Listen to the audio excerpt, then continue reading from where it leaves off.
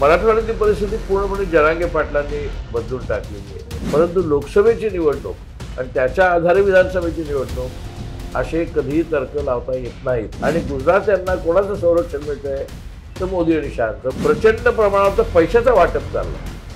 लखपती महिला, लाडकी बहीण, आता हे निलेश राणे जे काही गाढवासारखं बोलतोय ते कसले प्रकार आहेत? ते हिंदू मुस्लिम तेल वाढवण्याचेच प्रकार आहेत आणि ते देवेंद्र फडणवीसांच्या आशीर्वादाच्या होणं शक्य नाही. परंतु मुख्य चुरस जी आता आहे ती शिंदे, फडणवीस आणि अजित पवार यांच्यात आहे. असा कोणता नेता आहे जो महाराष्ट्राची धुरा वाहून नेऊ शकतो? तर ती उद्धव ठाकरे मुख्यमंत्री आहे आणि शिवाजी महाराजांचा पुतळा तो पडला. त्यांनी काय केलं असतं? भारतीय जनता पक्षाने अक्षरशः महाराष्ट्र पेटवला असता या प्रश्नावर आणि शिंदेने सुद्धा त्याचं वेगळं. घटना दुर्दैवी आहेच, हो, पण त्यांनी पेटवलेलं नाही तशा पद्धतीने महाराष्ट्र. पण हे जे दुहीचं राजकारण, धार्मिक ध्रुवीकरण हे जे तुम्ही म्हणताय, हे आपल्या देशाला नेमकं कुठे घेऊन जाईल? तुम्हाला काय चिंता वाटते? नमस्कार, मी आरती कुलकर्णी. वन इंडिया मराठी या आमच्या यूट्यूब चॅनेलच्या आणि वेबसाईटच्या या नव्या कोऱ्या कार्यक्रमामध्ये तुमचं स्वागत आहे. आपल्या सोबत आहेत ज्येष्ठ पत्रकार आणि माजी खासदार कुमार केतकर सर. लोकसभा निवडणुकांच्या निमित्तानं भारतभरातल्या घडामोडी, जगभरातल्या घडामोडी याबद्दल आपण त्यांच्याशी नेहमी बोलत असतो. पण आता जो झोत असणार आहे तो महाराष्ट्रावर असणार आहे. महाराष्ट्राच्या निवडणुकांची धामधूम सुरू झालेली आहे आणि म्हणून आम्ही वेगवेगळ्या तज्ज्ञांकडून, जनतेकडून जाणून घेतोय महाराष्ट्राच्या मनात काय. केतकर सर, पहिला प्रश्न हाच आहे, विधानसभा निवडणुकांना सामोरं जाताना महाराष्ट्र राज्याच्या, महाराष्ट्राच्या लोकांच्या नेमकं मनात काय आहे? महाराष्ट्राच्या लोकांच्या मनात काय हा प्रश्न खूपच व्यापक आहे. कारण महाराष्ट्र म्हणजे विदर्भ, महाराष्ट्र म्हणजे मराठवाडा, महाराष्ट्र म्हणजे कोकण, महाराष्ट्र म्हणजे मुंबई, मुंबई तर राजधानीच आहे. बरोबर. महाराष्ट्र म्हणजे पश्चिम महाराष्ट्र, साखर कारखान्यांचा बेल्ट, महाराष्ट्र म्हणजे पुणे. या सगळ्यांची मानसिकता एकच आहे असं मला अजिबात वाटत नाही. प्रत्येक भौगोलिक प्रदेशाप्रमाणे आणि त्या भौगोलिक प्रदेशातल्या विशिष्ट अशा काही समस्यांमुळे तिथली मानसिकता तयार होते.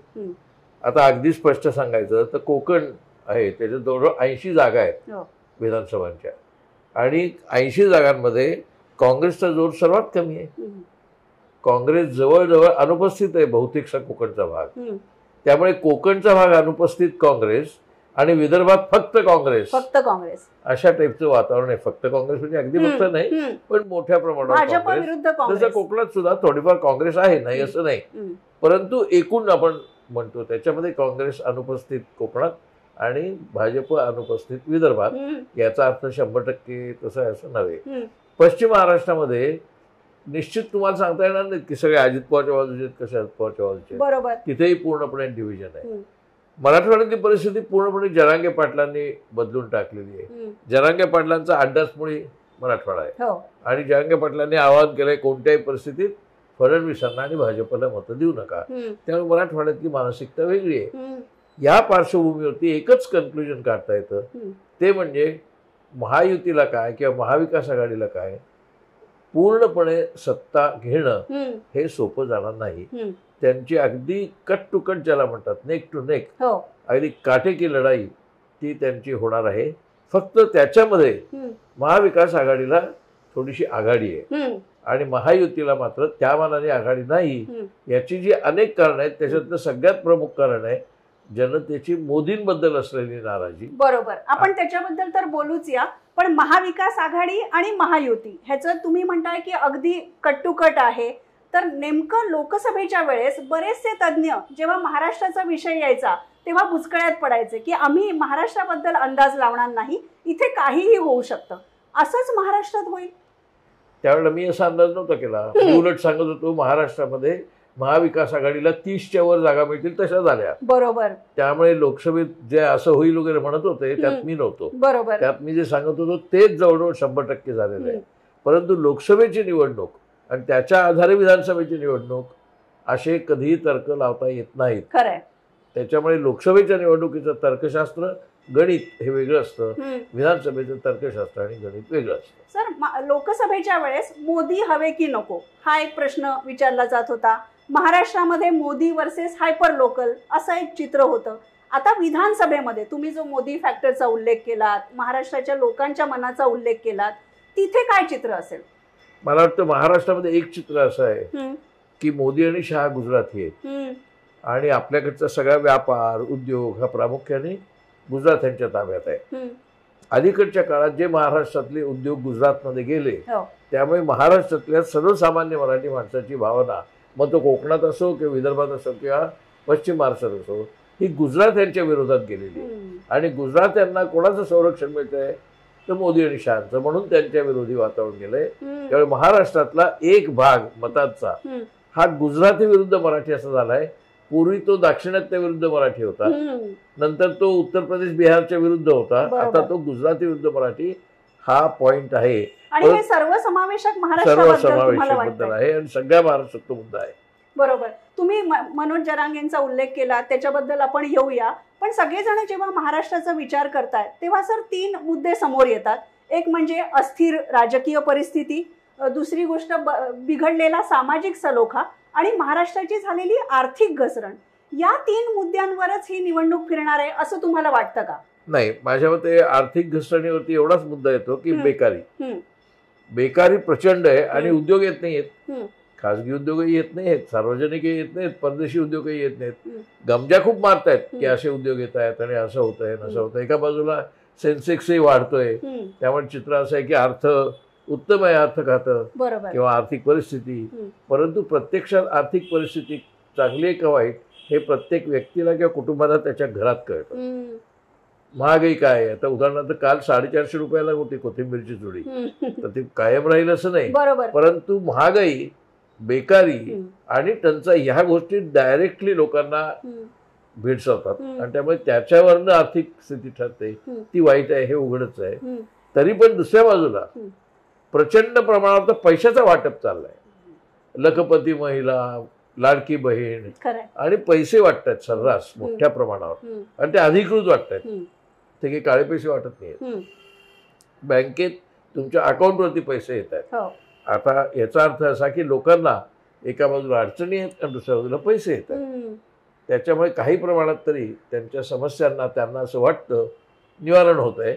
अर्थात समस्या आणि त्याचं निवारण याचं गणित पूर्णपणे वेगळं आहे. गॅसची किंमत 1000 रुपये असेल आणि तुम्हाला 1500 रुपये मिळत असतील बँकेतनं तर तुम्हाला गॅसवरतीच जाणार त्यातले बरेचसे पैसे. बरोबर. परंतु एकूण लोकांना हातामध्ये कॅश असणं, स्त्रियांना स्वतःच्या नावावर स्वतःच्या बँक अकाउंटमध्ये 1500 रुपये दरमहा मिळणं हे त्यांच्या दृष्टीने एक प्रकारे अस्मिता, आर्थिक अस्मिता जागवण्याचं लक्षण आहे. सर, आता लोकसभेच्या नंतर महाराष्ट्रामध्ये लाडकी बहीणची चर्चा सुरू झाली. त्याच्या आधी मध्य प्रदेशमध्ये लाडली बहिणा होतं, त्याच्यावरूनच आलं. काँग्रेसच्या अनेक योजना आहेत. तर असं बोललं जात आहे की आम्ही तुम्हाला पैसे देतो आणि तुम्ही आम्हाला मतं द्या. एवढ्याच पुरतं हे सगळं मर्यादित आहे का? तुम्हाला वाटतं खरंच अशा योजनांचा फायदा होतो? एवढ्याच पुरतं ते मर्यादित नाहीये. नाही तर मग जातीचा प्रश्न आलाच नसता, मग जनांगे वाढलेच नसते, मग हिंदू मुस्लिम मुद्दा आलाच नसता. त्यामुळे तेवढ्याच पुरतं ते मर्यादित नाही. परंतु जे काही प्रमाणामध्ये पैसे आणि मत यांचं नातं आहे ते मात्र त्यातनं प्रभावी होऊ शकतं. परंतु संपूर्ण मत प्रवाह हा केवळ त्या पैशावरती अवलंबून राहील असं मलाही वाटत नाही आणि कोणत्याही पक्षालाही वाटत नाही. नाहीतर मग निवडणूक झाल्याच जमा आहे. 2 कोटी स्त्रियांचे अर्ज आहेत महिलांच्या याच्यासाठी, 2 कोटी मतदार स्त्री आहेत त्या, म्हणजे मग निवडणुकीचा निकाल लागला असं म्हणतील. तसं होत नाही. त्यामुळे केवळ आर्थिक प्रलोभनाने लोक मतं देतात हे नाही. पण सर, हा ट्रेंड काय आहे? सगळ्या राज्यांमध्ये विधानसभा निवडणुकांच्या आधी, लोकसभा निवडणुकांच्या आधी आता महाविकास आघाडी किंवा काँग्रेस असं म्हणू पाहतंय की जर तुम्हाला भाजपचं सरकार 1500 रुपये देत असेल तर आम्ही 3000 देऊ. म्हणजे ही चढाओढ सुरूच राहणार. आणि मग ह्याच्यात राज्याच्या आर्थिक स्थितीचं काय? राज्याची आर्थिक स्थिती वाईट आहे बघा, सांगितलं मी, आणि ती अधिकाधिक वाईट होत राहणार आहे. यांनी 1500 रुपये देऊन नंतर 3000 रुपये देऊ. त्याचा प्रश्न त्याच्यावरती आर्थिक स्थिती अवलंबून आहे. आर्थिक स्थिती मुळात वाईट आहे कारण भांडवल नाहीये. आर्थिक भांडवल भारतातलंही नाहीये, जगातलंही नाहीये. त्यामुळे त्याचा अर्थस्थितीशी संबंध आहे. हे काय 1500 रुपये 3000 रुपये येतात त्यांनी संपूर्ण 13 कोटी महाराष्ट्र जनतेचं काही नुकसान किंवा फायदा फारसा होत नाही.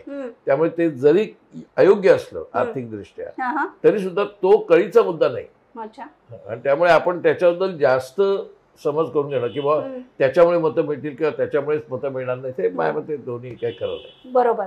सर दुसरा मुद्दा मनोज जरांगेंचा विषय तर लगेचच निघाला, म्हणजे बिघडलेला सगळा जातीय सलोखा जो आहे. म्हणजे मराठवाड्यात आपण चित्र पाहिलं की ओबीसी विरुद्ध मराठा असं एक संघर्ष निर्माण झालेला होता. या जातीच्या लोकांनी त्या जातीच्या किराणा दुकानात सुद्धा जायचं नाही, या जातीवर बहिष्कार टाकायचा. हे सगळं चित्र जे आहे तुम्ही महाराष्ट्र इतकी वर्ष जवळून पाहिलाय, तुम्हाला काय वाटतं? हे चित्र खरं म्हणजे सार्वत्रिक नाहीये.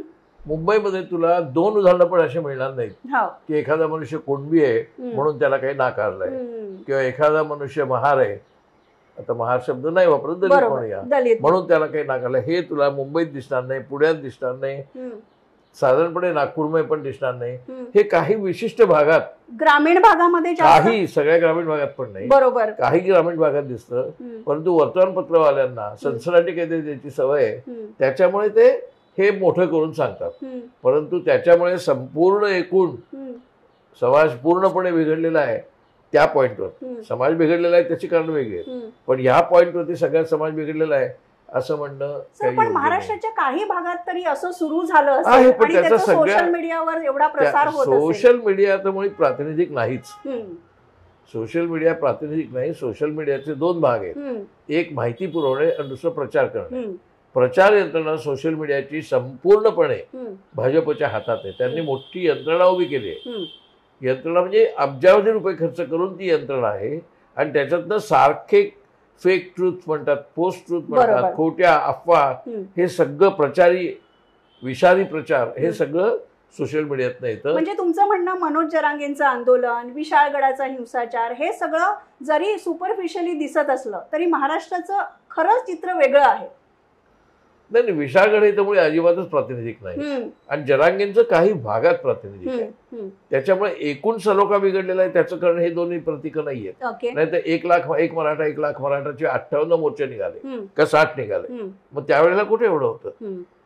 हे वातावरण हळूहळू बिघडत गेलेलं आहे. ते की आता गेल्या 3 वर्षात बिघडलेलं आहे असं नाही, ते बिघडत आलेलं आहे, आणि आता ते उग्रपणे प्रकट होताना आपण पाहतोय.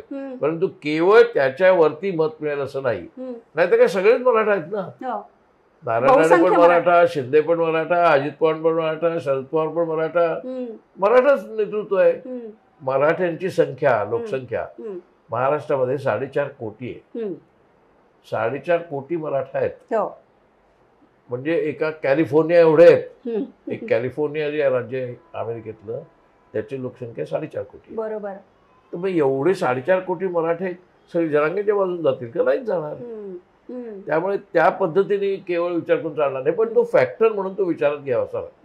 पण सर 2014च्या आधी महाराष्ट्रामध्ये होणाऱ्या निवडणुका, ज्या लोकसभेच्या निवडणुकीनंतर लगेचच आपल्याकडे निवडणूक होते, 2014च्या नंतर महाराष्ट्रामध्ये नेमकं काय बदललंय असं तुम्हाला वाटतं? महाराष्ट्रामध्ये मुख्यतः जे बदललंय ते म्हणजे RSS आणि भारतीय जनता पक्षाचं अत्यंत हिंस्त्र जातीवादी राजकारण, हिंदुत्ववादाचं राजकारण. असं हिंदुत्ववादाचं राजकारण 2009च्या निवडणुकीत नव्हतं, आणि 2009च्या निवडणुकीत काँग्रेसला 206 लोकसभा जागा मिळाल्या, 206, आणि 2014 मध्ये फक्त 44 मिळाल्या. म्हणजे 2009 ते 2014 ह्या काळात भारतीय जनता पक्षाने ओळखलं की आपल्याला बाजूने असणारा एकच मुद्दा आहे, तो म्हणजे हिंदूंच्या भावना चेतवणं, आणि त्या हिंदूंच्या भावना चेतून हिंदू मुसलमान अशी विभागणी समाजामध्ये करून, मानसिकतेमध्ये करून 2014च्या निवडणुका झाल्या. जरी त्याला मोदी म्हणत असले विकासाच्या झाल्या नाही, लोकांच्या डोक्यात मुख्य मुद्दा घुसला होता, तो हिंदू मुस्लिम घुसला होता, आणि तो सोशल मीडियातनं घुसला होता. आणि त्याच्यामुळे 2014ची तुलना आताच्या निवडणुकीशी होऊच शकत नाही, पण 2009च्या निवडणुकीशी होऊ शकत नाही. कारण 2014ला मुख्य प्रश्न जो होता, त्यांच्या विजयाचं कारण असायला, तो हिंदू मुस्लिम हा होता. बरोबर. 2014, 2019ला हिंदू मुस्लिम नव्हता केवळ, तो होताच, कारण तो पुढे आला होता. पुलवामाचं जे राजकारण झालं, पुलवामामध्ये भारत विरुद्ध पाकिस्तान, नाही पाकिस्तानचा काही संबंध नाही. पुलवामामध्ये काश्मीरच्या पट्ट्यात 40 आपले जवान बॉम्बस्फोटात, RDXच्या बॉम्बस्फोटात मेले. हे कोणाचा फॉल्ट होता? तो काही पाकिस्तानचा नव्हता. कारण काश्मीरमध्ये तुम्ही जाल, आत्ताच तुम्ही गेलात तर तुमच्या खिशात सेफ्टी पिन जरी असली तरी तुम्हाला थांबवतात मेटल डिटेक्टरमुळे. मग RDX कसं घुसलं कन्व्हॉयमध्ये? याचा अर्थ असा की सरकारचं संपूर्णपणे फेल्युअर होतं इंटेलिजन्सचं आणि सिक्युरिटीचं, किंवा सरकारमधल्या काही लोकांचा त्याला पाठिंबा होता, तसं घडवायचं होतं त्यांना, असं तुम्हाला वाटतं? मला नाही वाटत. काही लोकांना वाटतं, ते जाहीरपणे बोलले पण आहेत की पुलवामा हे घडवलेलं आहे किंवा दुर्लक्षित केलेलं आहे. सत्यपाल मलिक जे गव्हर्नर होते काश्मीरचे, त्यांनीच म्हटलेलं आहे की ह्या प्रश्नाची संकल्पना होती, कल्पना पूर्णपणे दिलेली होती, आणि तरी सुद्धा सरकारने दुर्लक्ष केलं म्हणून ते घडलं. म्हणजे 2014ला हिंदू मुस्लिम ध्रुवीकरण, 19ला पुलवामाचा मुद्दा, त्याच्यामुळे एक राष्ट्रवादाचं नवीन रूप धारण करून त्याला हिंदू मुसलमान आणि भारत पाकिस्तानचा स्पर्श देऊन 2019च्या निवडणुका झाल्या. आणि 2024ला लोकसभा आणि विधानसभा निवडणूक, या दोन्हीकडे तुम्ही कसं बघताय? नाही, 2024ला या दोन्हीतले मुख्य घटक नाहीयेत. 2014चं हिंदू मुस्लिम वातावरण नाहीये आणि 2019 सारखं पुलवामा नाहीये. त्यामुळे 2024ला ते अडचणीत, आणि अगदी स्पष्ट सांगायचं तर ते हे आहे की 2024ला मोदींना खऱ्या अर्थाने 240 जागा सुद्धा मिळालेल्या नाहीत. त्यांनी 400च्या गमजा मारल्या, त्या तर मिळाल्याच नाहीत. 300च्या गमजा मारल्या, त्याही मिळाल्या नाहीत. कमीत कमी आमचं स्वतःचं बहुमत येईल तेही मिळालं नाही. आणि 240 वर अडकले. एनडीएला सुद्धा फक्त 291 आल्या. बरोबर. त्याच्यावरनं एक स्पष्ट होतं की मोदींच्या आणि शहांच्या अपेक्षेबाहेर सगळे निकाल लागले. त्यात सुद्धा त्या 240 या पूर्ण खऱ्या सीटा नाहीयेत, कारण इलेक्शन कमिशनवरती दबाव आणून, इलेक्शन कमिशनवरती सगळ्या प्रचार यंत्रणेचा दबाव आणून कमीत कमी 80 जागा या गडबडीतल्या आहेत. त्याचा पुरावा सगळा मिळाला आहे, पण इलेक्शन कमिशन त्याची चौकशी करत नाही. 240 मधून 80 वजा केल्या तर 160 होतात. पण असं धरूया की त्याच्यापैकी 40 सीटा जरी त्यांच्याकडनं गेल्या होत्या तर तो 200च्या आत येतो. बरोबर.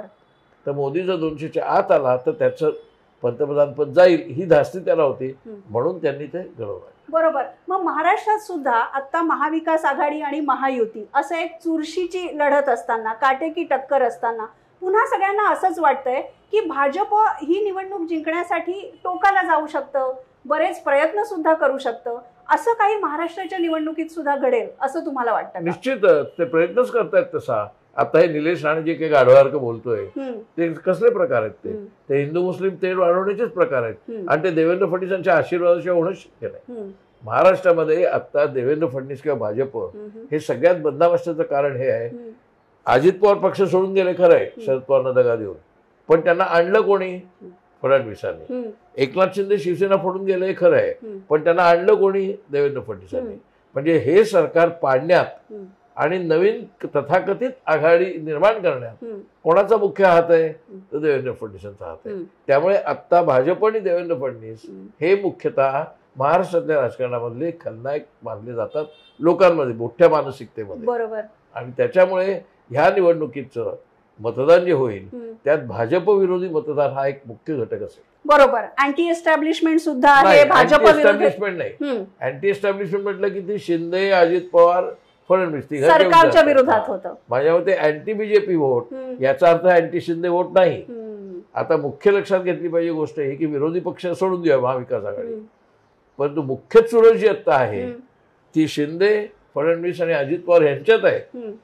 तिघांनाही मुख्यमंत्री व्हायचा कालचा मोर्चा होता, त्या मोर्चामध्ये अजित पवार सुद्धा मुख्यमंत्री होणार अशी घोषणा होती. शिंदेचे लोक तर म्हणतात शिंदेच्या नेतृत्वाखाली निवडणूक चालली आहे, त्यावर शिंदेच मुख्यमंत्री होतात. आणि फडणवीस तर मी पुन्हा येऊन त्यांचं हे चालूच आहे द्रुपद, म्हणजे तेही आहेत. म्हणजे ह्या तिघांमधली जी चुरस आहे ही जास्त महत्वाची आहे महाविकास आघाडी विरुद्ध महायुतीमध्ये, आणि त्या चुरशीमध्ये त्यांचं घोडं अडकणार आहे. हे खरं आहे सर. असं म्हटलं जातं की लोकसभेला एक लोकांच्या मनातला जो राग होता पक्ष फोडाफोडीचा, भाजप विरुद्धचा राग, तो निघून गेलाय आणि विधानसभेला कदाचित वेगळे मुद्दे असू शकतात. पण तुम्हाला असं वाटतं की पक्ष फोडाफोडीचा मुद्दा हा पुन्हा एकदा आणि तोच राग विधानसभेतही असेल, व्यक्त होणार आहे तो? बरोबर. मग अशा स्थितीमध्ये माजी मुख्यमंत्री महाराष्ट्राचे देवेंद्र फडणवीस आणि महाराष्ट्र यांचं काय नातं असेल?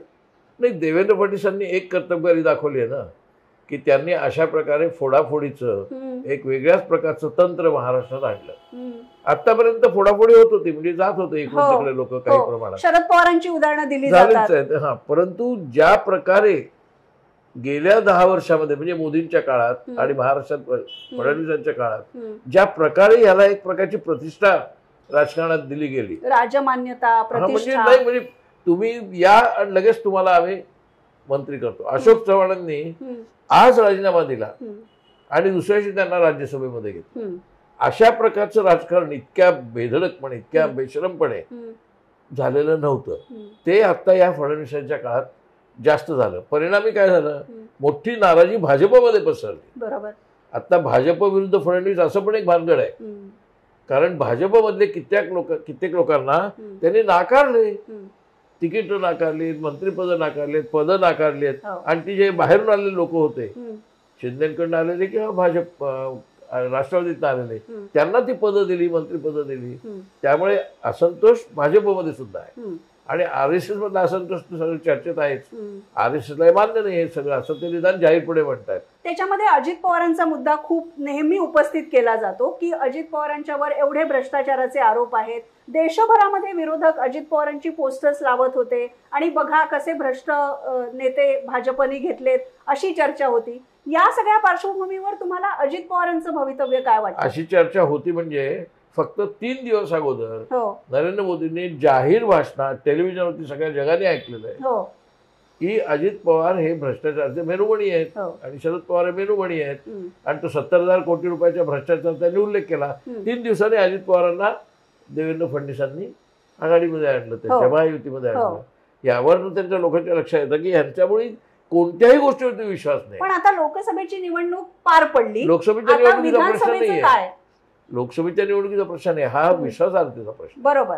आणि विश्वासार्हता आता फडणवीसांची आणि भाजपची आणि मोदींची इतकी उतरलेली आहे की त्याचा परिणाम नक्की या निवडणुकीवर होईल.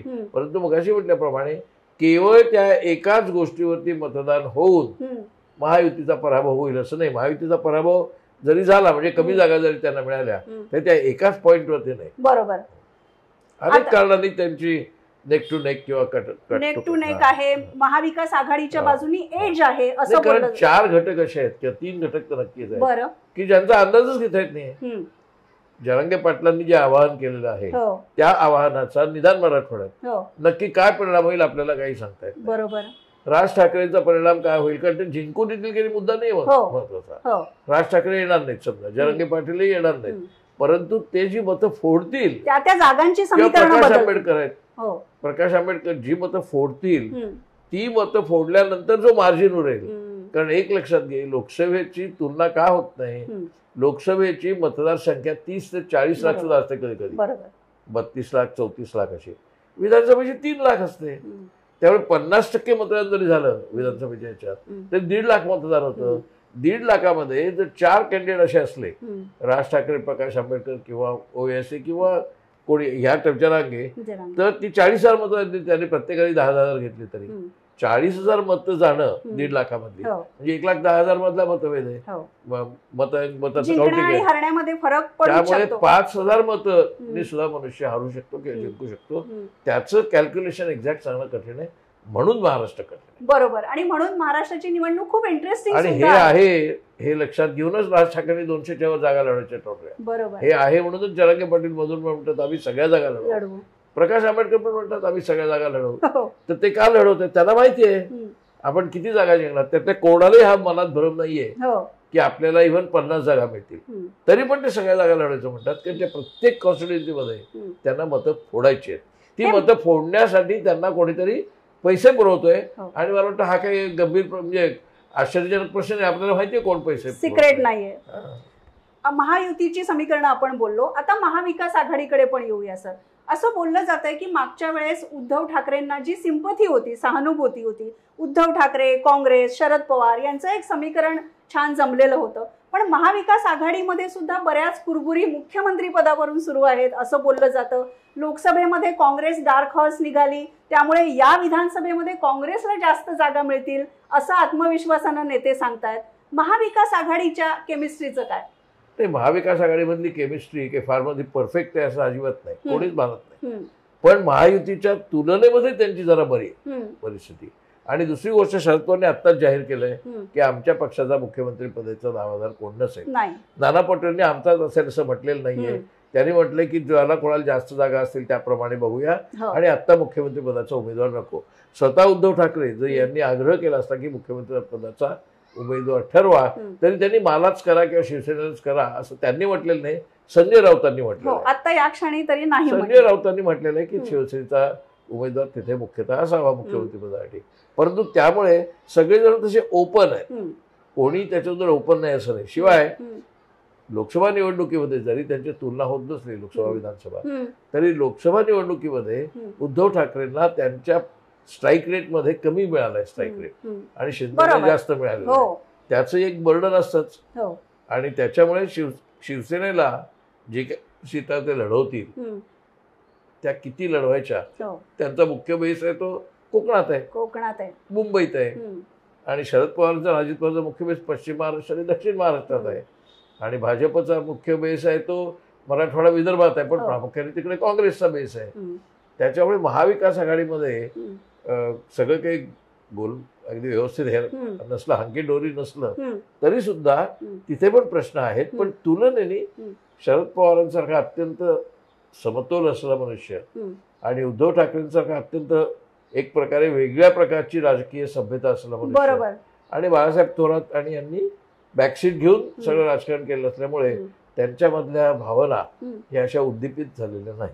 देशाच्या राजकारणाकडे आपण जाऊया, पण तुम्हाला काय वाटतं की या स्थितीमध्ये असा कोणता नेता आहे जो महाराष्ट्राची धुरा वाहून नेऊ शकतो, महाराष्ट्राला पुढे नेऊ शकतो? महाराष्ट्राला पुढे म्हणजे मला नाही कळलं, म्हणजे महाराष्ट्राचा एक मुख्यमंत्री नेता कोण होऊ असा शकतो? नाही, महाराष्ट्राचा एकमेव मुख्यमंत्री कोण तो पुढे नाही असं नाही.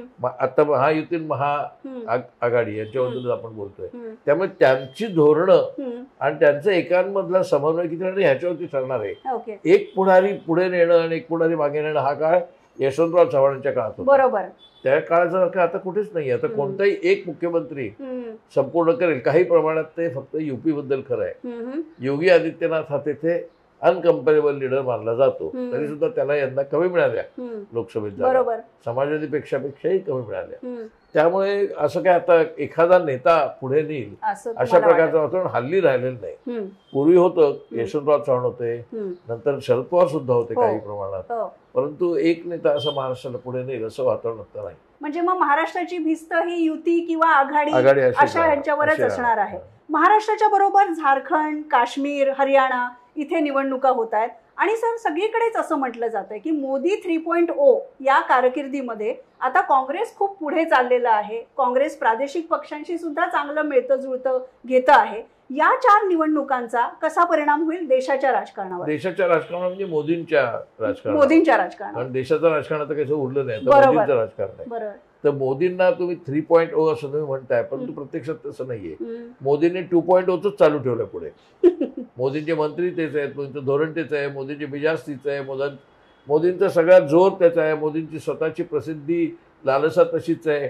ते अजून येऊन पूर्ण 2 महिने झाले नाहीत तर त्यांचे सगळे परदेश दौरे चालू आहेत. इटाली झालं, पोलंड झालं, युक्रेन झालं, ऑस्ट्रिया झालं, आता सिंगापूर झालं परवा, आणि सारखे चालूच आहेत दौरे त्यांचे. म्हणजे त्यांना आपण विश्वगुरू आहोत हे प्रस्थापित करण्यासाठी त्यांनी जी एक प्रसिद्ध यंत्रणा तयार केली सोशल मीडियाच्या मार्फत, ती त्यांची सर्रास चालू आहे. म्हणजे मोदींच्या सत्तेचं हे कंटिन्युएशन आहे. 3.0 नाही, ते 2.01 असं फार म्हणतात. पण सर फरक हा पडलाय की काँग्रेस आता मजबूत झालंय विरोधी पक्ष म्हणून, संसदेमध्ये उपस्थिती वाटते, राहुल गांधींच्या कामाबद्दल, त्यांच्या भाषणांबद्दल, ते जे मुद्दे उठवतायत त्याच्याबद्दल बोललं जातं. तर हा फरक जरी मोदींमध्ये पडला नसेल तरी उलट्या दिशेला पडला, काँग्रेसमध्ये पडलाय म्हणण्यापेक्षा राहुल गांधींच्या बद्दलची जी प्रतिमा मुख्यतः भाजपने अब्जावधी रुपये खर्च करून बदनाम करून ठेवलं त्याला, नुसतं पप्पू म्हणून नाही, एकूणच राहुल गांधींच्या जी बदनामीची मोहीम होती ती आता चालत नाहीये. त्यामुळे ते अपसेट आहेत. त्यामुळे त्यांचा 400चा आकडा 240 वरती आलेला आहे. तो केवळ राहुल गांधीमुळे आलाय, परंतु तो केवळ काँग्रेसमुळे आला असं म्हणता येत नाही. काँग्रेसची संघटना अजूनही खूप प्रचंड प्रमाणावर बळकट झाली असं नाही, परंतु राहुलची प्रतिमा आता इतकी पुढे गेलेली आहे की त्याची काळजी आता मोदींच्याच वाटते. त्याची काय कारण वाटतात तुम्हाला? त्यांनी केलं यात्रा, दोन्ही यात्रा, आणि नुसतं त्या दोन्ही यात्रा नाही, त्यांनी जे धोरणं घेतले, आता अदानी संबंधात त्याने केलेला कॅम्पेन किंवा जातीवाचक सेन्ससच्या बद्दल त्यांनी केलेला कॅम्पेन, म्हणजे त्यांनी सगळी लोकाभिमुख धोरणं केली, आणि त्या लोकाभिमुख धोरणांच्या बद्दल अलीकडे भाजप बोलतच नाही. त्यामुळे राहुल गांधी हा जनतेचा लोकप्रतिनिधी आहे सर्वार्थाने, ही भावना लोकांमध्ये रुजल्यामुळे राहुल गांधींची प्रतिमा वाढलेली आहे. पण इथे हा एक प्रश्न विचारायचा आहे सर, की राहुल गांधी नेहमी त्यांच्या भाषणांमध्ये गरिबांच्या कल्याणावर भर देत असतात. श्रीमंतांकडे जी संपत्ती एकवटलेली आहे त्याचं कुठेतरी विभाजन झालं पाहिजे असं बोलत असतात. पण खास करून जातीनिहाय गणनेचा जो मुद्दा आहे सर, आणि आरक्षण संबंधितच आहे, तर राहुल गांधी कुठेतरी विभागलेलं राजकारण करतायत असं बोललं जातं. यावर तुमचं काय म्हणणं आहे? म्हणजे समाज आपला एकवटलेला अशी तुझी धारणा आहे की काय? नाही, पण तरी सुद्धा जातीचा उल्लेख पुन्हा समाज विभागलेला आहे, त्यांनी उल्लेख नाही केला तर जाती आहेतच. बरोबर, ती वस्तुस्थिती आहे. मग त्या वस्तुस्थितीला अनुसरून धोरण करा असं ते म्हणतायत. जाती विभागणी आहेतच, आणि त्या जाती विभागणीमध्ये काही जातींना प्राधान्य मिळतं, काही जातींना मिळत नाही, ही वस्तुस्थिती आहे. ती राहुल गांधी सांगायची गरज नाही. बरोबर. मग राहुल गांधी म्हणतात ती वस्तुस्थिती आहे, त्या अनुषंगाने धोरण ठरवा की त्यातले जे उपेक्षित आहेत त्यांना पुढे येता आलं पाहिजे असं धोरण करा. त्यात राहुल गांधी काय नवीन सांगतात, तेच आंबेडकरांनी सांगितलेलं आहे.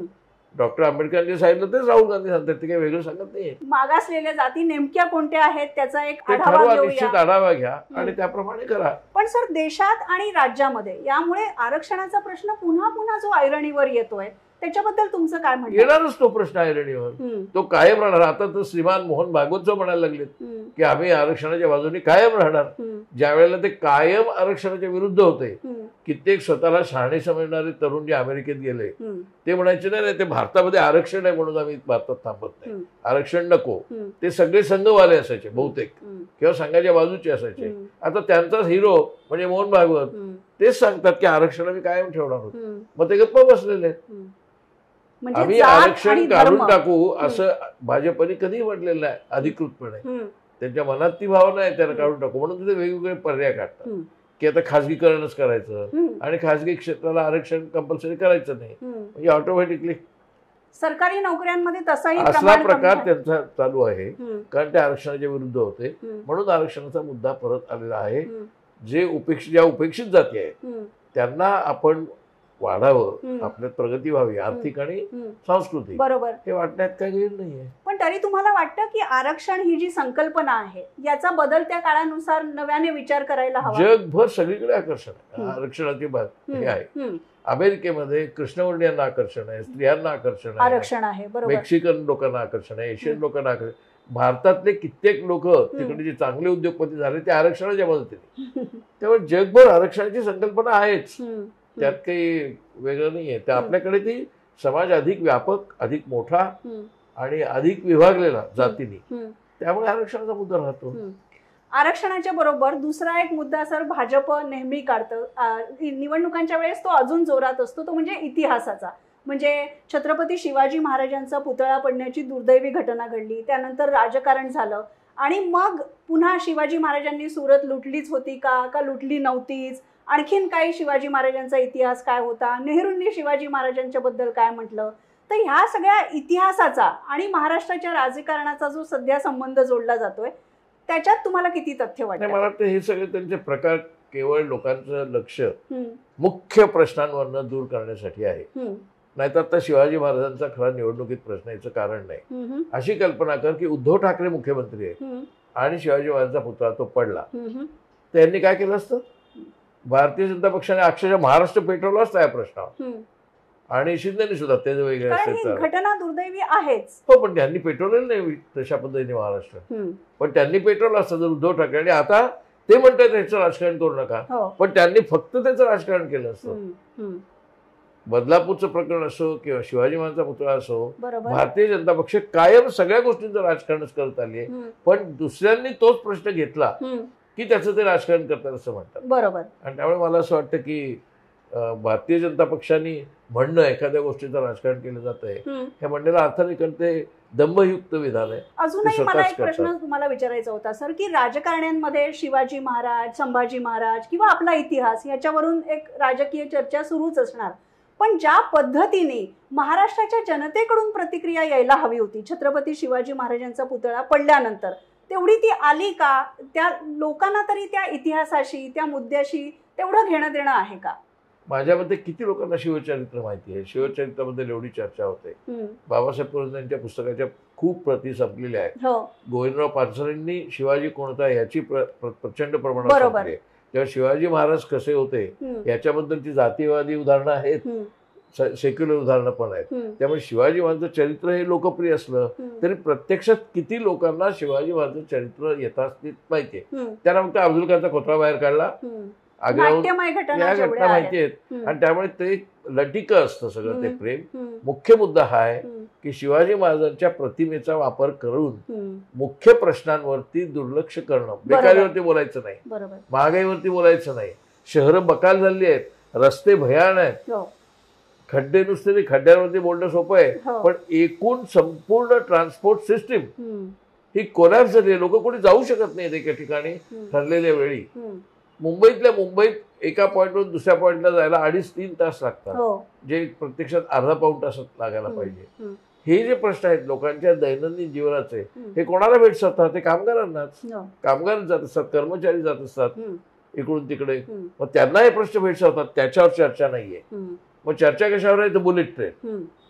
चर्चा त्याच्यावरती असतं का? मला मुख्य प्रश्न तो कसा सोडवायचा, ती चर्चा त्यांना माहिती आहे. आपल्याकडे उत्तरं नाहीयेत किंवा आपल्याकडे खोटी उत्तरं आहेत, म्हणून आपलं शिवाजी महाराज वगैरे अशा चर्चा करतात. तुम्ही बदलापूर प्रकरणाचा उल्लेख केला. त्याच्या आधी कोलकातामध्ये ती दुर्दैवी घटना घडली बलात्काराची. त्याच्यानंतर भारतभरातूनच बऱ्याच मुद्दे समोर आले, घटना समोर आल्या. पण अजूनही म्हणजे बंगालचं राज्य सरकार असेल किंवा महाराष्ट्राचं सरकार असेल, अतिशय बेपर्वाईने या सगळ्या घटनांकडे बघतंय, आणि तरी सुद्धा सामान्य जनतेला ते कितपत पचनी पडतंय. मणिपूर बद्दल कोणी बोलतंय? मणिपूरमध्ये बलात्कार करून त्या मुलींची खांडोळी करण्यात आली.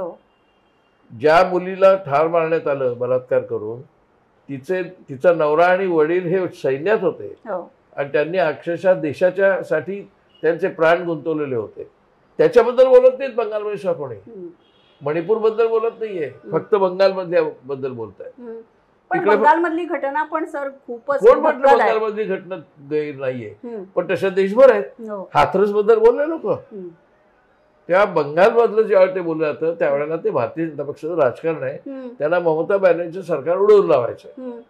पण नाही, त्या हाथरस बद्दल का नाही बोलले? का हाथरसची मुलगी मेली तरी चालते आणि बंगालची मुलगी मेली तर चालत नाही, असं आहे का? आणि त्या पाठोपाठ बदलापूरमध्ये लैंगिक शोषणाचे प्रकार. त्याच्यामुळे असे प्रकार आता देशभर सगळीकडे घडत आहेत. भाजपला फक्त बंगाल दिसत आहे. त्याच्यामुळे मला वाटतं त्याच्यात आपण पडण्यात काही अर्थ नाही. ते मतलबी राजकारण आहे. महिलांची सुरक्षा किंवा महिलांना राजकारणामध्ये प्रतिनिधित्व देणं आणि निवडणुका आल्या की महिलांकडे एक वोट बँक म्हणून पाहणं, या सगळ्याला तुम्हाला उत्तर काय वाटतं? महिला राजकारणी पुढे येऊन जर हे प्रश्न बोलायला लागल्या तर ते मुख्य प्रवाहात येईल. चांगली गोष्ट आहे की महिला केंद्रीय राजकारण जर होत असेल तर गैर काय आहे? त्यांची मागणीच आहे ना. 33% रिझर्वेशन द्या, काय काय म्हणतात 50% द्या, किंबहुना काही ठिकाणी 50% आहे सुद्धा पंचायतींमध्ये. त्यामुळे ते महिला केंद्रीय राजकारण असेल तर काय बिघडलं? इतके काळ पुरुष केंद्रीय राजकारण होतं, आता महिला केंद्रीय ठीक आहे. मग महाराष्ट्रामध्ये जर सुप्रिया सुळे मुख्यमंत्री झाल्या किंवा पंकजा मुंडेंकडे काही बिघडत नाही, पण त्यांनी काही फरक पडेल समाजामध्ये, राजकारणामध्ये असं तुम्हाला वाटतं का? नाही म्हटलं तरी फरक पडतोच. कशा पद्धतीने पडेल? कारण त्यांचे जे प्रश्न असतात त्या प्रश्नांकडे बघण्याची दृष्टी बदलते. आता सुप्रिया सुळे मुख्यमंत्री असणं आणि शरद पवार किंवा अजित पवार मुख्यमंत्री असणं याच्यामध्ये एका अर्थाने एकाच फॅमिलीतले ते आहेत आणि एकाच जातीचे ते आहेत. परंतु प्रत्यक्षात सुप्रिया सुळे एक महिला आहेत, त्या बचत गटाच्या महिलांचं काम करतात. त्यांचा त्याच्याकडे बघण्याचा दृष्टिकोन हा व्यक्तिगत आणि सामाजिक हा अधिक प्रगल्भ असू शकतो ना, असतोच. आणि म्हणूनच इंग्लंडमध्ये सुद्धा मार्गारेट थॅचर पंतप्रधान झाल्यावर त्याच्याबद्दल फरक पडलाच होता. कोणाला त्यांची धोरणं मान्य असत नसत, परंतु महिला पंतप्रधान होणं, मग त्या इंग्लंडमध्ये असो, जर्मनीत चान्सलर झाल्या, बरोबर. त्याचा आता कमला हॅरिस अमेरिकेमध्ये उभी आहे, त्याचं मग आता तिथे सुद्धा त्या मतं मागतायत कमला हॅरिस, बरोबर, महिलांची मतं मागतायत मोठ्या प्रमाणावर. महिला केंद्रीय राजकारण झालंय असं कोणीतरी म्हणेल, त्यात काही गैर नाही. आपण देशाच्या राजकारणाबद्दल सुद्धा बोललो, पण तुम्ही आता कमला हॅरिसचा उल्लेख केलात. हे वर्षच निवडणुकांचं आहे पूर्ण. ब्रिटनमध्ये निवडणुका झाल्या, फ्रान्समध्ये झाल्या, अमेरिकेची निवडणूक तर जगभर गाजणार आहे. या सगळ्या जागतिक वातावरणाचा आपल्या देशाच्या राजकारणावर, अगदी महाराष्ट्रातल्या जनतेवर सुद्धा नेमका काय परिणाम होत असतो सर? मुख्य परिणाम होत असतो लोक पाहत असतात कुठे कुठे काय चाललंय, बरोबर, आणि तसं आपल्याकडे व्हावं किंवा होऊ नये अशी त्यांची धारणा असते. आता सर्वसाधारण भारतीय माणूस, महिला असो किंवा पुरुष, त्यांचा कमला हॅरिसला पाठिंबा आहे, सहानुभूती आहे. ट्रम्पला सहानुभूती असलेले थोडे लोक आहेत, कारण ट्रम्पच्या राजकारणाचा यांचा काही संबंध नाहीये. त्यांना माहिती आहे की गौरवर्णीयांची सुप्रिमसी, वर्चस्व मानणारं ट्रम्प याचं राजकारण आहे. त्यामुळे तो परिणाम होतो. त्यामुळे ट्रम्प निवडून येणं आणि कमला हॅरिस निवडून येणं याचा आपल्या मानसिकतेवरती चांगला वाईट परिणाम होतोच, त्यात काही गैर नाही. आणि तसं जागतिकीकरण आता वाढलेलं एवढं आहे की जगातल्या सगळ्या घटनांचा परिणाम इथे होतो. गल्फमध्ये काय घडतंय, सिरियामध्ये काय घडतंय, आता गाझामध्ये अक्षरशः नरसंहार चाललाय. इस्रायल नरसंहार करतंय गाझामध्ये. पण आपल्याकडच्या हिंदुत्ववाद्यांना काय वाटतं, मुसलमानांना मारतात, मारू देत. ते मुसलमान नाहीत, ते पॅलेस्टाईनचे नागरिक आहेत, त्यांच्याच देशाचे नागरिक आहेत, आणि त्यांचा नरसंहार चाललाय. त्यामुळे हा प्रश्न जागतिक हिंदू मुसलमान पातळीवरचा नाहीये. बरोबर. त्यामुळे त्याचा परिणाम इथेही होणार. मग त्याचा परिणाम कधी कधी धार्मिक पद्धतीने होणार, कधी आर्थिक, काही धर्मांध हिंदूंना ते आवडेल, आणि काही साध्या मुसलमान माणसांचं वाटेल की आम्ही काहीच नसताना आमच्यावर का हल्ला होतोय. आता काहीही कारण नसताना केवळ अफवा म्हणून किंवा संशय म्हणून एखाद्याच्याकडे बीफ आहे, गोमांस आहे म्हणून त्यांची जर हत्या होत असेल तर झालेत गेल्या 10 वर्षात सुरू आहेत, आणि अजूनही परवाच हरियाणात सुरू झाली. गेल्या 10 वर्षात ह्या हत्या वाढल्या. याचं कारण ते हिंदू मुसलमान राजकारणाशी संबंध आहे. उर्दू भाषेला विरोध हा हिंदू मुस्लिमचा संबंध आहे. उर्दू ही काही मुसलमानची भाषा नाहीये. बरोबर. पाकिस्तानमध्ये काही सगळेजण उर्दू नाही बोलत. पाकिस्तानमध्ये पंजाबी बोलतात, पठाणी बोलतात, सिंधी बोलतात कराचीमध्ये, आणि उर्दूही बोलतात. पण आपल्याकडच्या हिंदुत्ववादी टाळक्यांमध्ये फक्त उर्दू म्हणजे मुसलमानची भाषा असं आहे ना. त्याच्यामुळे प्रत्येक गोष्टीला असं एक धार्मिक वातावरण निर्माण करून ते मतदान केलं जातं. त्याचा परिणाम जगभर होतो, त्याचा याचाही परिणाम जगभर होत आहे आणि वातावरण होत आहे. तुम्ही म्हणालात की मोदींचं राजकारण तशाच पद्धतीने सुरू आहे आणि पुढची 5 वर्ष म्हणजे 2029 पर्यंत एनडीएचं सरकार असेल असं आता तरी चित्र दिसतंय. तुम्हाला काय वाटतं, देशाचा प्रवास दिसत नाहीये, असं चित्र दिसत नाही असं तुमचं म्हणणं? काय होतंय, काही होऊ शकतं. 5 वर्ष केवढा मोठा काळ आहे. 2027 साली मुर्मू रिटायर होईल, त्यावेळेला पुन्हा परिस्थिती बदलेल. पण हे जे दुहीचं राजकारण, धार्मिक ध्रुवीकरण हे जे तुम्ही म्हणताय, हे आपल्या देशाला नेमकं कुठे घेऊन जाईल? तुम्हाला काय चिंता वाटते? आता अत्यंत वाईट गोष्टींकडे घेऊन जाईल, देशाच्या विघटनाच्या दिशेने जाईल. हिंदू मुस्लिम प्रश्न जर यांनी वाढवला तर देशाच्या विघटनाकडे जाईल. आणि जर काय हिंदी बेल्टचा प्रभाव ठेवायचा प्रयत्न झाला म्हणजे उत्तर प्रदेशच्या राजकारणाचा, तर तामिळनाडू, केरळ, आंध्र हे सगळे त्यांच्या विरुद्ध जातील. त्यामुळे दक्षिण विरुद्ध उत्तर अशी एक समस्या तयार होईल, आणि हिंदी भाषिक विरुद्ध नॉन हिंदी भाषिक अशी तयार होईल. आता तर गुजरात आणि महाराष्ट्र इथपर्यंत आलेलंच आहे. बरोबर. त्यामुळे भारताचं विघटन होऊ शकेल. ज्या पद्धतीचं राजकारण मोदींनी प्रमोट केलंय किंवा भाजप प्रमोट करते, त्याच्यामुळे विघटनाच्या दिशेने जाऊ शकतो. बरोबर. एक राजकीय निरीक्षक म्हणून तुम्ही तुमचं मतं मांडलीत, पण या सगळ्या परिस्थितीमध्ये सर पत्रकारिता किंवा माणसांमधला संवाद हे नेमकं कुठे चाललंय, तुम्हाला काय वाटतं? पत्रकारितेबद्दल न बोललेलं बरं, कारण पत्रकारिता आता पूर्ण लाचार झालेली आहे. म्हणजे मेनलाईन पत्रकारिता म्हणजे मुख्यतः टीव्ही चॅनल्स, बहुतेकसे न्यूज चॅनल्स, सगळे नव्हे, बहुतेकसे न्यूज टीव्ही चॅनल्स हे लाचार झालेले आहेत आणि ते सरकारपुढे म्हणजे मोदी सरकारपुढे लोटांगण घालतायत. काही प्रमाणात प्रिंट मीडिया सुद्धा झालेला आहे. सोशल मीडिया तुलनेने फ्री आहे, परंतु सोशल मीडियावर नियंत्रण करण्याचा मोदी सरकारचा प्रयत्न आहे. त्यामुळे आत्ता मीडिया हा एकमेव योग्य बातमी देणारा, योग्य धोरण सांगणारा भाग राहिलेला नाही. Media is not information now, media is miss information. आणि त्याच्यामुळे मीडियाबद्दल आता अभिमानाने बोलणं, मी 50 वर्ष मीडियात काढले, बरोबर 50, आणि मला काही मीडियाबद्दल आता अभिमान वाटावा अशी परिस्थिती अजिबात नाही. आता तुमचा चॅनल आहे, हा काय नवीन आहे जुना तो प्रश्न नाही, पण मी सगळ्या चॅनल बद्दल बोलत नाही. बहुतांश चॅनल आत्ताच आहे, मेनलाईन चॅनल जे गाजलेले आहेत ते सगळे लाचार झालेले आहेत. त्यांच्यावर विश्वास ठेवायचा काय, ते पाहायच्याही लायकीचे नाही. सर, अशा स्थितीमध्ये सामान्य नागरिकांनी की ज्याला माहिती हवी आहे, आपण सगळ्यांनीच नेमकं करावं काय असं तुम्हाला वाटतं? कारण प्रत्येक गोष्टीमध्ये फॅक्ट व्हर्सेस ओपिनियन, म्हणजे जे घडलं ते बाजूला राहतं आणि मतं नोंदवण्याची घाई प्रचंड झालेली आहे. या स्थितीमध्ये तुम्हाला काय वाटतं? खूप परिस्थिती कठीण आहे. या प्रश्नाचं उत्तर म्हणजे काही प्रमाणात आपण अत्यंत चिकित्सक राहून सोशल मीडियावरच्या सगळ्या गोष्टी नीट बारकाईने वाचून कशावरही पूर्ण विश्वास ठेवायचा नाही, अंधविश्वास कशावरच ठेवायचा नाही, अशा पद्धतीने. आणि लोकांमधल्या चर्चा वाढायला पाहिजेत, लोकांमधले परिसंवाद वाढायला पाहिजेत, अशा पद्धतीने लोकांमधला परस्पर संवाद हे त्याचं मुख्य आपल्याला म्हणता येईल धोरण ठेवलं सगळ्यांनीच मिळून, तर त्या मीडियाच्या विषारीपणावरती मात करता येईल. नाही तर मीडिया आपल्याला अक्षरशः सर्वत्र हवेसारखा पसरलेला आहे आणि ती पोल्युटेड हवा आहे, ती सगळी प्रदूषित हवा आहे मीडियाची. मीडियाने प्रदूषित मनही केलेत आणि प्रदूषित राजकारणही केलंय. त्यामुळे मीडिया जोपर्यंत अशा पद्धतीने कंट्रोलमध्ये आहे तोपर्यंत देशाच्या भविष्याला मीडिया हाच एक घातक शत्रू आहे. बरोबर. म्हणजे अशा प्रदूषित वातावरणात खरं तर श्वास घेणं हे सुद्धा कठीण. हे मुख्यतः जे सेन्सिबल त्यातले लोक आहेत, म्हणजे तुम्ही आहात असं मी मानतो, तर ते मीडियाचं काम आहे. बरोबर.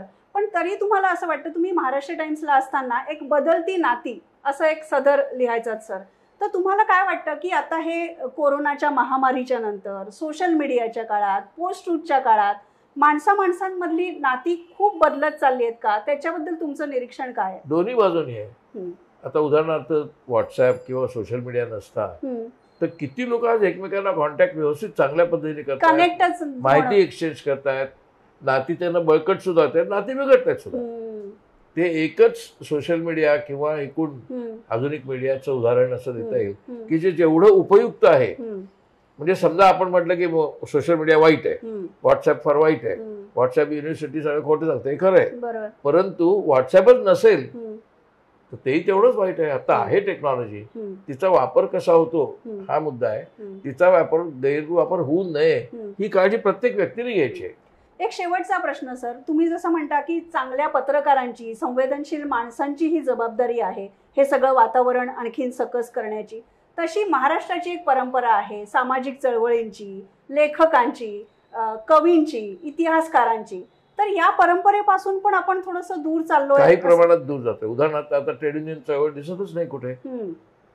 काही सामाजिक चळवळी ज्यावेळेला अतिशय आदिवासींच्या बद्दलच्या या आता दिसतच नाहीयेत. तुलनेने थोड्याफार चालू आहेत पण एकूण नाहीयेत. शेतकऱ्यांच्या चळवळीचा एवढा मोठा मोर्चा निघाला परंतु तरी ते प्रमाण कमी आहे आता.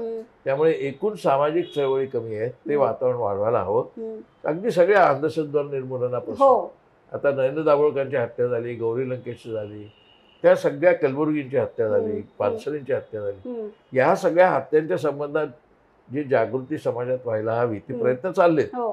ते प्रयत्न चालले असेल ते अधिक व्यापक व्हायला पाहिजे.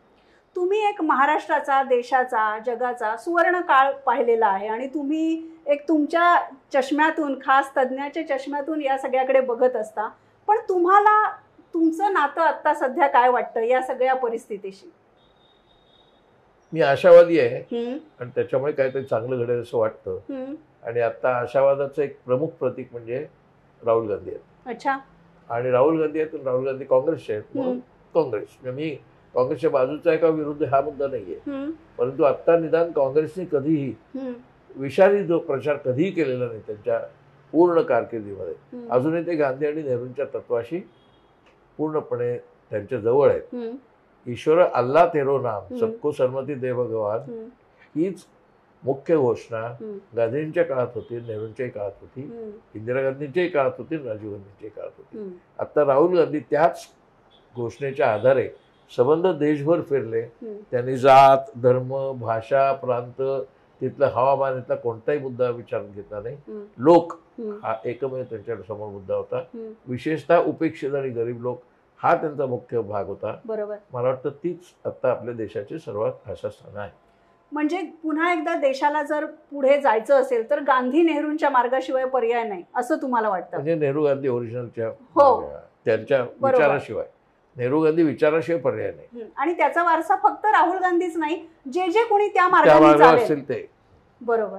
केतकर सर, तुमच्याशी बऱ्याच गोष्टींवर बोलायचं असतं पण महाराष्ट्राच्या निवडणुकांच्या निमित्ताने खास करून हा संवाद होता आणि तुमची काय निरीक्षणं आहेत हे जाणून घ्यायचा प्रयत्न होता. आपण दोघांनीही ब्लॅक अँड व्हाईट ड्रेस घातलेले असले तरी सुद्धा सध्याची परिस्थिती तेवढी ब्लॅक अँड व्हाईट नाहीये, स्पष्ट नाहीये.